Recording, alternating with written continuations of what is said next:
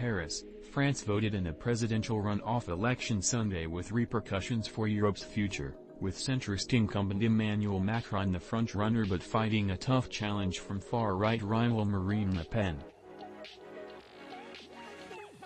The centrist Macron is asking voters to trust him for a second five-year term despite a presidency troubled by protests, the pandemic and the war in Ukraine.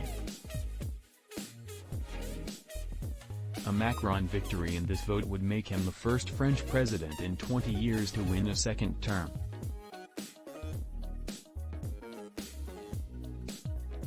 The result of voting in France, a nuclear-armed nation with one of the world's biggest economies, could also impact the conflict in Ukraine, as France has played a key role in diplomatic efforts and support for sanctions against Russia.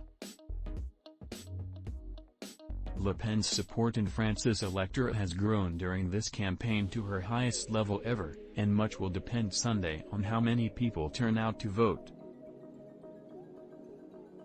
Participation was 26.1% at midday, slightly higher than at the same point in the first-round vote April 10. Many of those expected to choose Macron are doing so to keep out Le Pen and ideas seen as too extreme and anti-democratic, such as her plan to ban the Muslim headscarf in public, or her ties to Russia. "I am serene," she said as she cast her ballot in the northern town of Henin-Beaumont.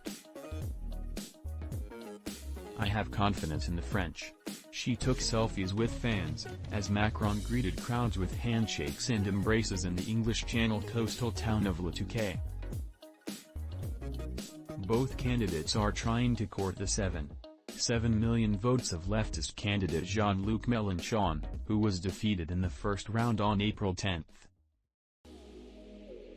For many who voted for left-wing candidates in the first round, the runoff presents an unpalatable choice between a nationalist in Le Pen, and a president who some feel has veered to the right during his first term. The outcome could depend on how left-wing voters make up their minds, between backing Macron or abstaining and leaving him to fend for himself against Le Pen.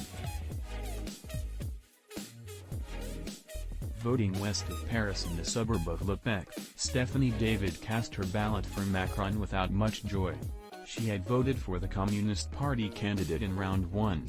"It was the least worst choice," said the transport logistics worker.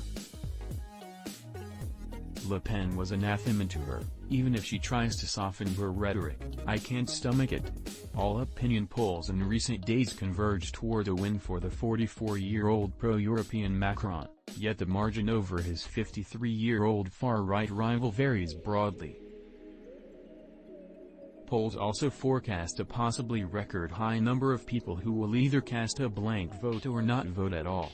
Retiree Jean-Pierre Roux voted to keep out Le Pen's father Jean-Marie in the 2002 runoff and again against his daughter in 2017. But Roux could not bring himself to vote Macron again this time. He put an empty envelope in the voting box. He said he regarded Macron as too arrogant to vote for again, citing a common complaint of the president that Le Pen echoed, too.